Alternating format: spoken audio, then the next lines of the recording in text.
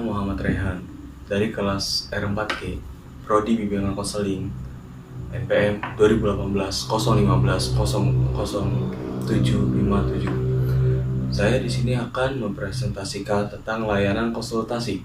Yang pertama, deskripsi umum.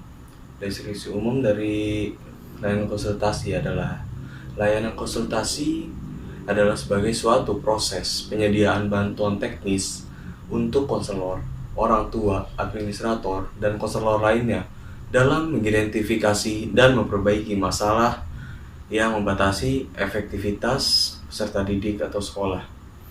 Jadi, layanan konsultasi ini layanan yang terkait atau meminta bantuan kepada pihak ketiga untuk menyelesaikan masalah atau KST yang dialami oleh seorang konseling. Yang kedua, ada tujuan. Tujuan dalam layanan konsultasi ini terbagi dua, yaitu ada tujuan umum dan tujuan khusus. Yang pertama, tujuan umum. Tujuan umum dari layanan konsultasi adalah bertujuan agar konsulti dengan kemampuannya sendiri dapat menangani kondisi atau permasalahan yang dialami pihak ketiga. Dalam hal ini, pihak ketiga mempunyai hubungan yang cukup berarti dengan konsulti, sehingga permasalahan yang dialami oleh pihak ketiga ini setidaknya sebahagian menjadi tanggung jawab konsulti. Jadi, tujuan umum dari konsultasi ini agar dapat mengetahui permasalahan yang ada pada dalam dirinya sendiri yang dialami oleh pihak ketiga tersebut. Pihak ketiganya tersebut adalah seorang klien. Yang kedua, ada tujuan khusus. Tujuan khusus adalah kemampuan sendiri yang dimaksudkan di atas dari tujuan umumnya tersebut dapat berupa wawasan, pemahaman, dan cara-cara bertindak yang terkait langsung dengan suasana dan permasalahan pihak terkait. Proses konsultasi yang dilakukan konselor diisi yang pertama, dan proses pemberian bantuan atau tindakan konsulti terhadap pihak ketiga pada sisi kedua bermaksud mengentaskan masalah yang dialami pihak ketiga. Jadi, tujuan khusus dari layanan konsultasi ini meminta seseorang untuk mencari wawasan atau cara bertindak kepada pihak ketiga dengan tujuannya untuk mengatasi permasalahan yang dialami oleh pihak ketiga tersebut. Selanjutnya ada komponen dalam layanan konsultasi. Yang pertama, ada konselor. Konselor adalah tenaga ahli yang memiliki kewenangan melakukan pelayanan konseling pada bidang tugas pekerjaannya. Jadi, yang paling utama dalam layanan konsultasi itu, dalam bimbingan konseling, adanya konselor yang bertujuan khusus. Jadi, konselor itu dibutuhkan sebagai tenaga ahli untuk mengentaskan masalah yang dialami oleh pihak ketiga. Yang kedua, ada konsulti. Konsulti adalah individu yang meminta bantuan kepada konselor agar dirinya mampu menangani kondisi atau permasalahan pihak ketiga yang menjadi tanggung jawabnya. Jadi, konsulti itu ibaratkan perantara dari konselor untuk konselor mencari tahu, memberi saran, memberi masukan untuk mengentaskan masalah yang sedang dialami oleh pihak ketiga. Yang ketiga, ada pihak ketiga, yaitu kliennya tersebut atau yang mempunyai masalah tersebut. Pihak ketiga adalah individu atau individu yang kondisi atau permasalahannya dipersoalkan oleh konsulti. Menurut konsulti, kondisi atau permasalahan pihak ketiga ini perlu diatasi dan konsulti merasa setidak-tidaknya ikut bertanggung jawab atas pengentasannya. Jadi, pihak ketiga ini adalah yang mempunyai masalah, yang sedang mengalami masalah, dan dibantu oleh konselor dan konsulti untuk menyelesaikan masalah dari pihak ketiganya tersebut. Selanjutnya ada asas dalam layanan konsultasi. Yang pertama, ada etika dasar konseling. Dalam etika dasar konseling ini ada 3 etika dasar konseling, yaitu kerahasiaan, kesukarelaan, dan keputusan diambil oleh klien sendiri. Jadi dalam layanan konsultasi itu harus mengandung asas yaitu kerahasiaan. Jadi masalah yang dialami klien atau pihak ketiga itu harus sangat dirahasiakan. Dan kedua ada kesukarelaan untuk dari pihak ketiga ataupun dari konsultannya tersebut. Yang ketiga ada keputusan diambil oleh klien sendiri. Jadi keputusannya tersebut tidak boleh dipengaruhi oleh konselor ataupun konsulti. Jadi keputusan yang diambil dalam permasalahan tersebut adalah pure dari hati dari kliennya sendiri. Yang kedua ada kemandirian. Kemandirian yaitu layanan konseling perseorangan terhadap putusan yang diambil klien. Hal ini dilakukan baik dalam layanan konsultasi maupun konseling perorangan dengan maksud agar konsulti atau klien benar-benar mandiri dengan keputusannya itu. Jadi jadi seorang konsulti atau klien harus benar-benar mandiri dalam menyimpulkan atau mengambil keputusannya itu di dalam permasalahannya. Konsulti atau kliennya diharapkan mencapai tahap-tahap kemandirian. Yang pertama adalah memahami dan menerima diri sendiri secara positif dan dinamis. Jadi seorang konsulti dan kliennya tersebut harus dapat memahami dirinya sendiri secara dinamis. Jadi keseluruhan dapat dipahami. Yang kedua ada memahami dan menerima lingkungan secara objektif. Selain mereka harus bisa memahami dirinya sendiri, mereka juga harus dapat memahami lingkungan yang berada di sekitarnya, baik yang secara lingkungan yang ruang lingkup yang kecil ataupun besar. Yang ketiga adalah mengambil keputusan secara positif dan tepat melalui analisis dan diskusi lebih lanjut setelah konsulti atau klien mencapai kedua tahap di atas, khususnya masalah yang dibahas di dalam konsultasi. Konsulti klien diharapkan dapat mengambil keputusan secara positif dan tepat. Jadi mengambil keputusan secara positif dan benar dan tepat itu ibaratnya harus sebuah keharusan, karena sebelum mengambil keputusan tersebut konsulti atau pihak ketiga itu harus melakukan analisis yang tepat dan diskusi. Selanjutnya ada mengarahkan diri sesuai dengan keputusan yang diambil melalui analisis dan diskusi terhadap keputusan yang diambil konsulti atau klien. Jadi dia setelah ngambil keputusan tersebut, dia harus bisa mengarahkan dirinya kepada keputusan yang telah diambil. Jadi seorang konsulti atau klien harus dapat menerima apapun keputusan yang sudah dia buat. Selanjutnya ada mewujudkan diri sendiri.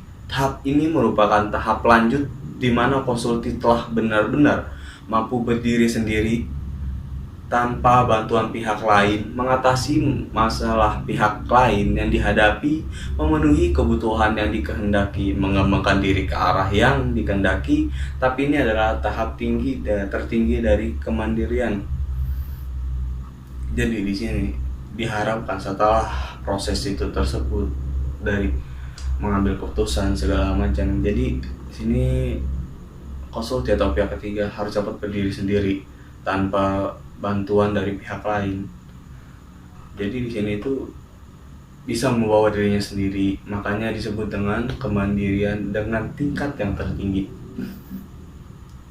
Terus selanjutnya ada yang ketiga, ada asas-asas yang lain. Asas-asas kerahasiaan, kesukarelaan, keterbukaan, dan kemandirian. Asas-asas lain itu yaitu asas kegiatan, kekinian, kedinamisan, keterpaduan, kenormatifan, keahlian, ahli tangan, dan tuturi handayani. Kekhususan aplikasi asas-asas tersebut dalam layanan konseling, dalam layanan KSI, terfokus pada kondisi dalam kaitannya dengan pihak ketiga beserta permasalahannya. Selanjutnya ada pendekatan strategi dan teknik. Pendekatan dan teknik pada konseling perseorangan, penanganan masalah klien langsung dilakukan oleh konselor. Sedangkan pada konsultasi, penanganan masalah pihak ketiga, yaitu seorang atau sejumlah individu yang mengalami masalah, dilakukan oleh konsulti setelah berkomunikasi dengan konsultan atau konselor. Tugas konsultan atau konselor sebagai pihak pertama dalam layanan konsultasi tertuju pada dua pihak. Yang pertama, ada pihak kedua, yaitu konsulti, yang melalui proses konsultasi kemampuannya akan dikembangkan sehingga mampu menangani masalah pihak ketiga.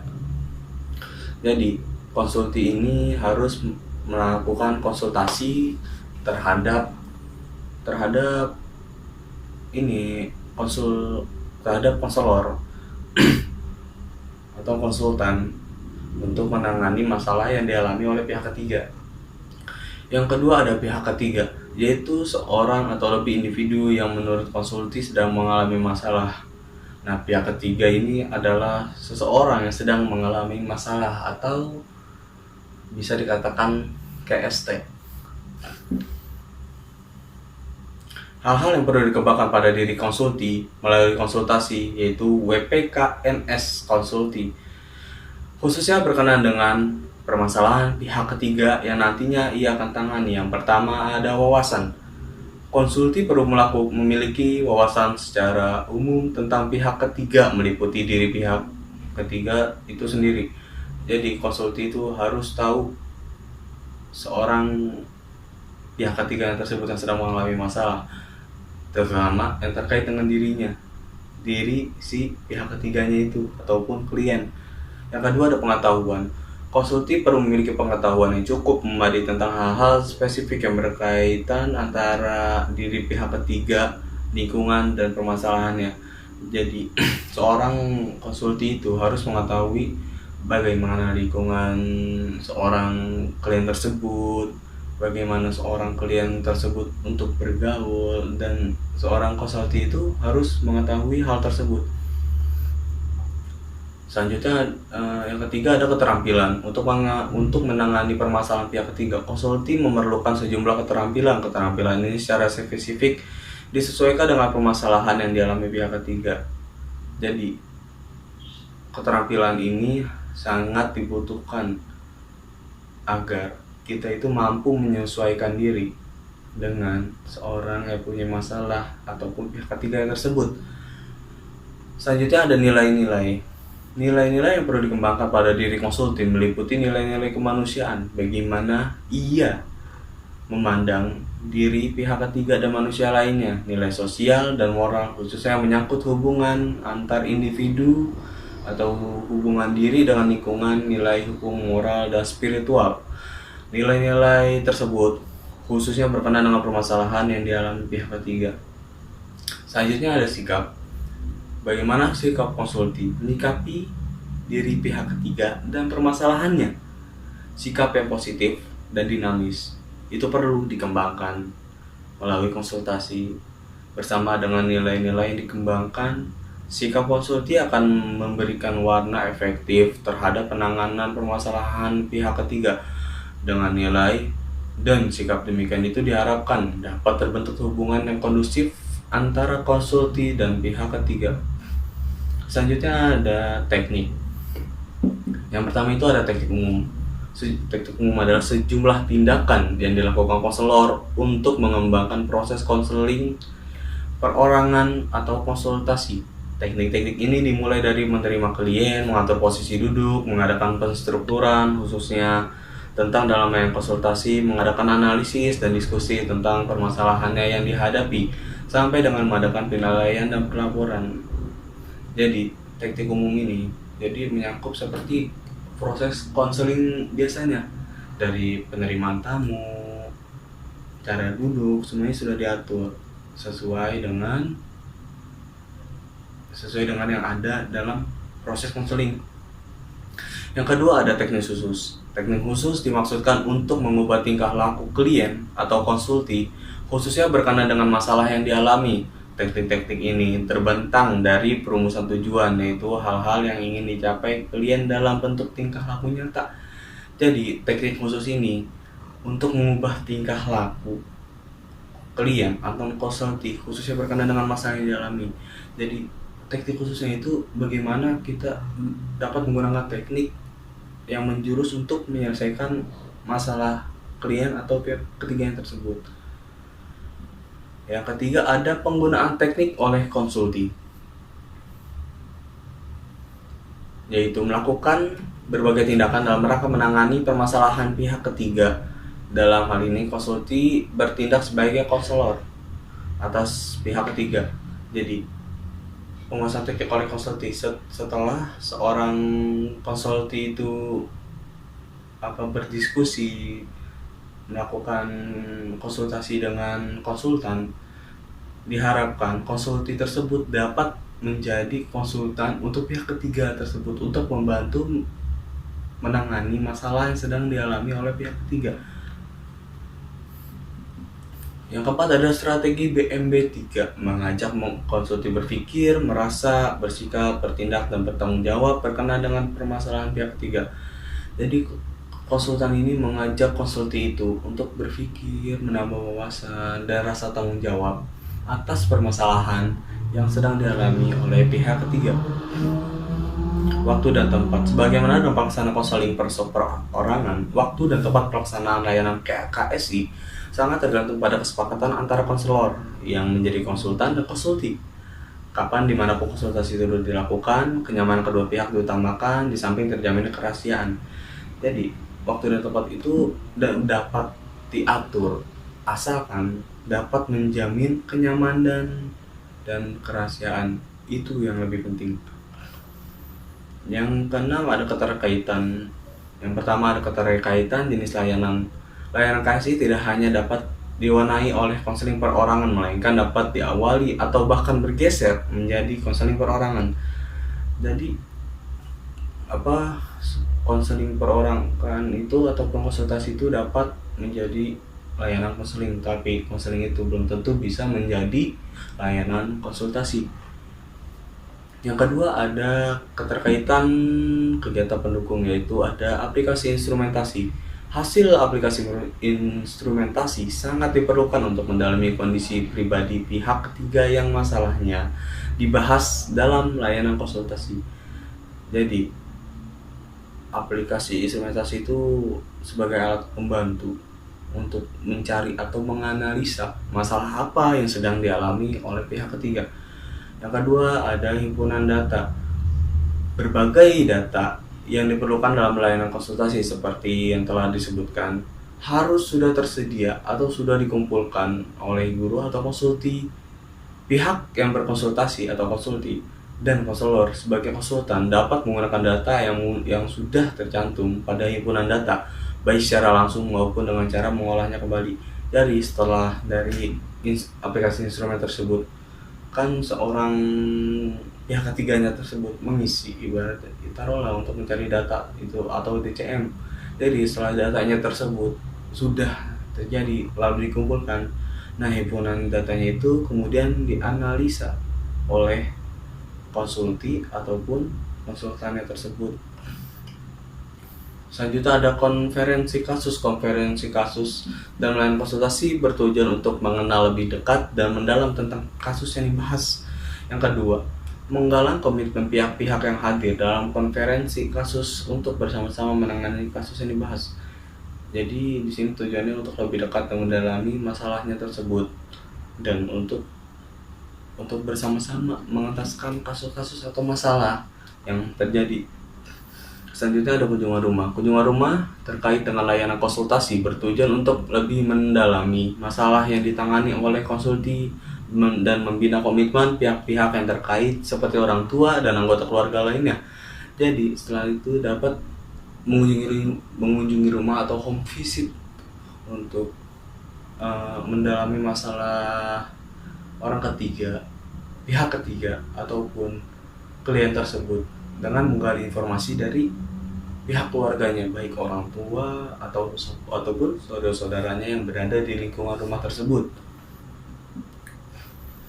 Selanjutnya ada tampilan perpustakaan agar konselor dapat membaca buku atau artikel dengan materi yang terkait dengan permasalahan pihak ketiga. Jadi wawasannya itu harus dapat ditambah dengan membaca buku, dengan sharing-sharing dengan teman, seperti itu. Selanjutnya ada alih tangan kasus. Alih tangan kasus dilakukan apabila masalah pihak ketiga yang dibawa konsulti merupakan masalah yang tidak menjadi kewenangan konsultan untuk menanganinya. Misalnya, kasus kriminal atau pidana tidak menjadi kewenangan konsultan untuk harus dialih tangankan kepada pihak kepolisian. Jadi apabila konsultan dan konsulti tersebut sudah tidak dapat menangani masalah ataupun kasus yang sedang dialami oleh pihak ketiga ataupun klien tersebut, tidak ada kewenangan ataupun konsultan yang sudah tidak sanggup, itu harus dialih tangankan kepada pihak yang lebih berwenang ataupun yang lebih bisa untuk menangani kasus tersebut. Terakhir ada operasionalisasi layanan konsultasi. Yang pertama, perencanaan dan perorganisasian Satlan yang lengkap dalam komprehensif seringkali menunggu setelah konselor mengidentifikasi konsulti dengan pihak ketiga secara garis besar permasalahan. Sesudah kedua hal itu dilakukan, konselor mengatur pertemuan melalui menetapkan visibilitas layanan dan menyiapkan kelengkapan administrasi. Yang kedua, ada pelaksanaan. Kegiatan utama layanan konsultasi ialah menerima konsultasi, menyelenggarakan perstrukturan konsultasi, dan membahas masalah yang dibawa konsulti berkenaan dengan pihak ketiga. Kegiatan utama berikutnya adalah mendorong dan melatih konsulti untuk yang pertama, mampu menangani masalah yang dialami oleh pihak ketiga. Yang kedua, memanfaatkan sumber-sumber yang ada melalui strategi BMB3.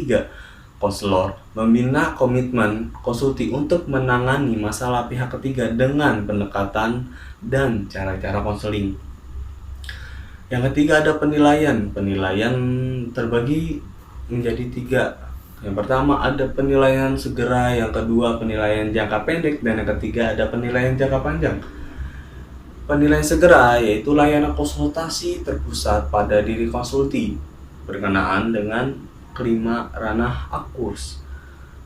Yang kedua adalah penilaian jangka pendek. Konsulti melaksanakan hasil konsultasi, terutama respon antara dampak awal dari tindakan konsulti terhadap pihak ketiga sudah menjadi bagian dari sasaran Lai Japang. Yang ketiga ada penilaian jangka panjang, yaitu perubahan yang terjadi pada diri pihak ketiga, khususnya berkenaan dengan permasalahan yang sejak awalnya dibawa oleh konsulti dalam berkonsultasi dengan konsultan. Yang keempat atau yang terakhir ada tindak lanjut dan laporan. Hasil sangat berguna untuk mempertimbangkan tindak lanjut berkenaan dengan penanganan permasalahan pihak ketiga. Kemudian akan menjadi hasil analisis dan diskusi pada kesempatan konsultasi lainnya. Laporan memuat keseluruhan aspek kegiatan layanan konselor terhadap konsulti dan kegiatan pelayanan oleh konsulti kepada pihak ketiga. Sekian presentasi dari saya tentang layanan konsultasi. Kurang lebihnya saya mohon maaf. Terima kasih.